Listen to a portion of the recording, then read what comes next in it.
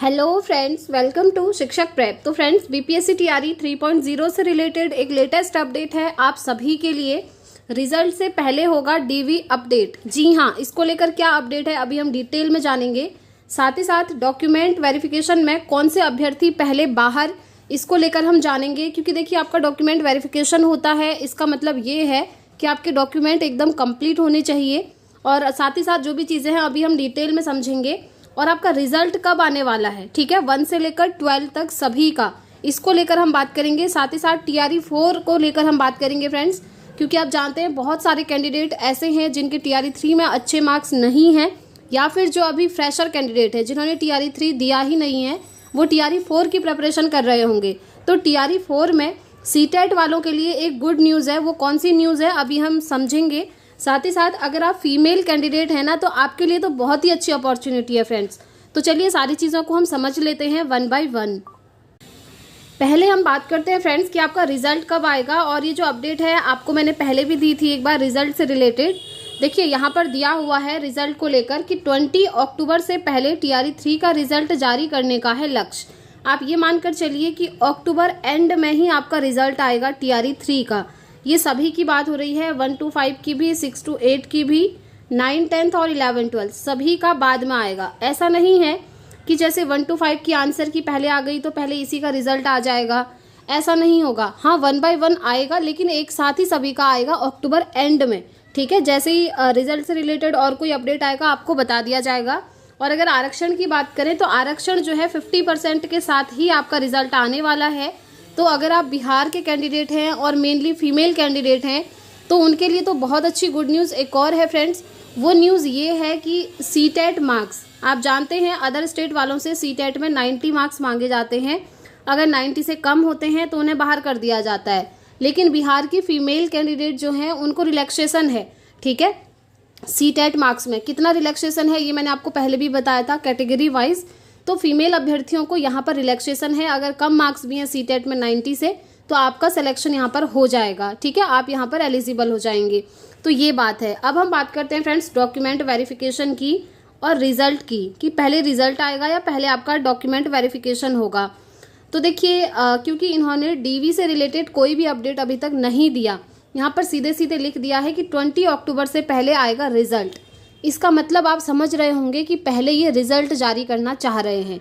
लेकिन सभी अभ्यर्थियों की अब मांग ये है कि पहले डीवी होना चाहिए, यानी कि डॉक्यूमेंट वेरिफिकेशन होना चाहिए। उसके पीछे का जो रीज़न है फ्रेंड्स, वो एकदम सॉलिड रीज़न है और वो जेन्युइन रीज़न है।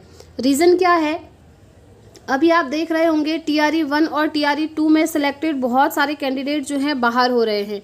डेली हर डिस्ट्रिक्ट से एक एक लिस्ट आती है कि आज इस डिस्ट्रिक्ट से इतने शिक्षक अभ्यर्थी बाहर हो गए। इस तरीके से आप देखते होंगे और मैं आप लोगों को दिखाती भी हूँ जो जो लिस्ट जारी होती है। अब वो क्यों बाहर हो रहे हैं, उसका रीज़न क्या है? रीज़न यही है कि डॉक्यूमेंट वेरिफिकेशन इन्होंने अच्छे से नहीं करा, ठीक है। और अगर डॉक्यूमेंट वेरिफिकेशन पहले ही हो जाता, रिजल्ट से पहले ही, तो ये डॉक्यूमेंट वेरिफिकेशन में ही बाहर हो जाते।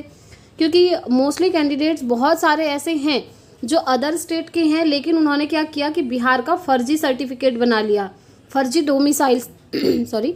डोमिसाइल सर्टिफिकेट, ठीक है, निवास प्रमाण पत्र।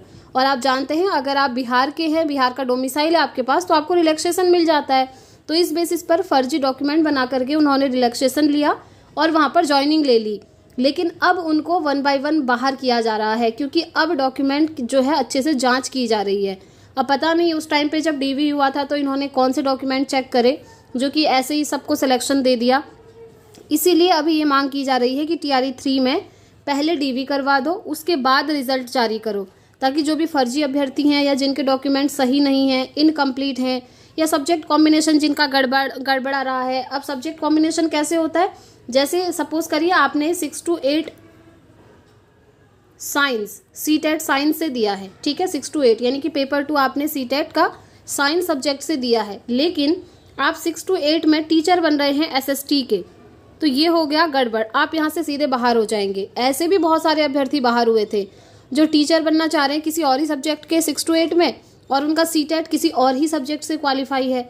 तो ये वाली चीज़ें जो हैं अभ्यर्थियों को बाहर कर रही हैं। तो इसीलिए अभी मांग की जा रही है फ्रेंड्स कि पहले डीवी होना चाहिए।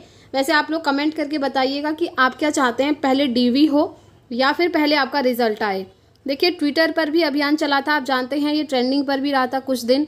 ऐसा नहीं हो सकता फ्रेंड्स कि आयोग को पता ही नहीं है, आयोग को पता है, लेकिन आयोग की तरफ से कुछ भी ऐसा नोटिस नहीं आ रहा है कि पहले हम डीवी करवाएंगे।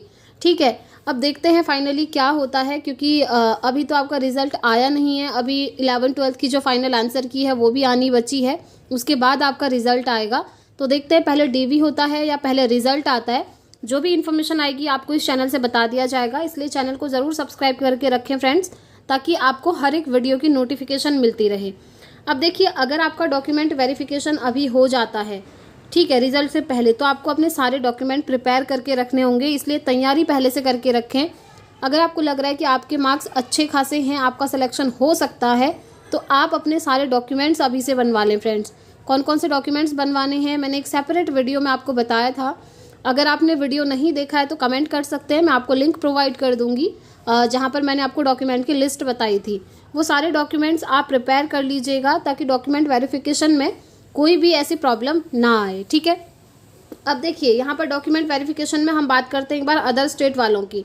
अगर आप अदर स्टेट से बिलोंग करते हैं और आपके सीटेट में 90 से कम मार्क्स हैं, तो आप डॉक्यूमेंट वेरिफिकेशन मत करवाइएगा, और आप जो है रिजल्ट का भी वेट मत करिए। रीज़न ये है कि अदर स्टेट वालों को सीटेट में 90 मार्क्स चाहिए, अगर इससे कम मार्क्स हैं तो आप बाहर हो जाएंगे। तो आप बिल्कुल भी ये होप मत लगाइएगा सीटेट 90 से कम वाले कि हमारा बीपीएससी का पेपर अच्छा हुआ है, हमारा सिलेक्शन हो जाएगा अदर स्टेट वालों का। ठीक है, तो ऐसा नहीं होगा, क्योंकि अभी ये जितने भी कैंडिडेट बाहर हो रहे हैं ना TRE 1 और TRE 2 में सिलेक्टेड, उनमें मोस्टली कैंडिडेट ऐसे हैं जो अदर स्टेट के हैं और उनके सीटेट में 90 से कम मार्क्स हैं। क्योंकि फ्रेंड्स सीटेट में अदर स्टेट वालों को किसी भी तरीके का रिलैक्सेशन नहीं है, चाहे आप अदर स्टेट के जनरल कैटेगरी के हों, चाहे आप मेल हों, फीमेल हों, SC ST, किसी भी कैटेगरी से आप बिलोंग करते हों, आपको सीटेट में रिलैक्सेशन नहीं है। आपको सीटेट में 90 मार्क्स लाने ही होंगे। ठीक है, और अगर आपके सीटेट में 90 मार्क्स नहीं है फ्रेंड्स, तो आप नेक्स्ट सीटेट की प्रिपरेशन में लग जाइए अभी से, क्योंकि नेक्स्ट सीटेट आपका बहुत जल्द है, दिसंबर में, और अभी फॉर्म फिलअप आपके हो ही रहे हैं। अगर आपने नहीं किया अभी तक फॉर्म फिलअप, तो फॉर्म फिलअप कर लीजिएगा।